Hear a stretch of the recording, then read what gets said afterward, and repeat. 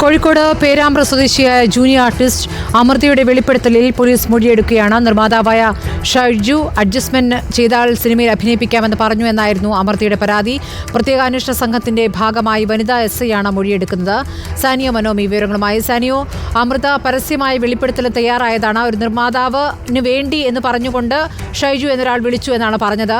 Junior ആർട്ടിസ്റ്റാണ്, തനിക്ക് ആദ്യമായി ഉണ്ടായ അനുഭവമാണ്, തനിക്ക് താല്പര്യമില്ല എന്ന് പറഞ്ഞപ്പോൾ പിന്നീട് കോൾ ഉണ്ടായില്ല എന്നും പറയുന്നു. അപ്പോൾ ഈ ഫോൺ നമ്പർ അടക്കമുള്ള വിവരങ്ങളാണോ അമൃത കൈമാറുന്നത്? എന്താണ് വിശദാംശങ്ങൾ?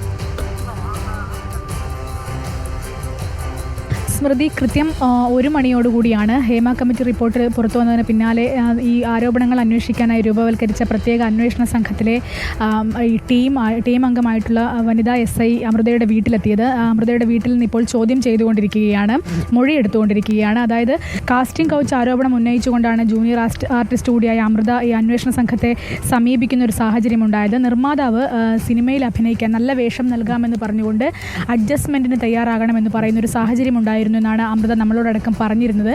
അതായത് ആദ്യഘട്ടത്തിൽ 2,40,000 രൂപ പ്രതിഫലം നൽകാം, 8 ദിവസത്തെ ഷെഡ്യൂളാണ് ഉണ്ടാവുക, 50,000 രൂപ ആദ്യഘട്ടത്തിൽ നൽകാമെന്നൊക്കെ പറഞ്ഞിരുന്നു. പക്ഷേ അവസാനം പറഞ്ഞത് ഇതിനൊക്കെ അഡ്ജസ്റ്റ്മെൻറ്റിന് തയ്യാറാകണമെന്നാണ്. മാത്രവുമല്ല, ഈ അപർണ ബാലമുരളി, അതുപോലെ കുഞ്ചാക്കോ ബോബൻ, ടൊവിനോ തോമസ് എന്നിവരൊക്കെ അഭിനയിക്കുന്ന സിനിമയാണ്. അതിൽ അപർണ ബാലമുരളിയുടെ അടുത്ത സുഹൃത്തായി അഭിനയിക്കാനാണ് വിളിക്കുന്നത്. ഈ കാര്യങ്ങൾ അമൃത പരസ്യമായി വെളിപ്പെടുത്തിയ കാര്യങ്ങളാണ്.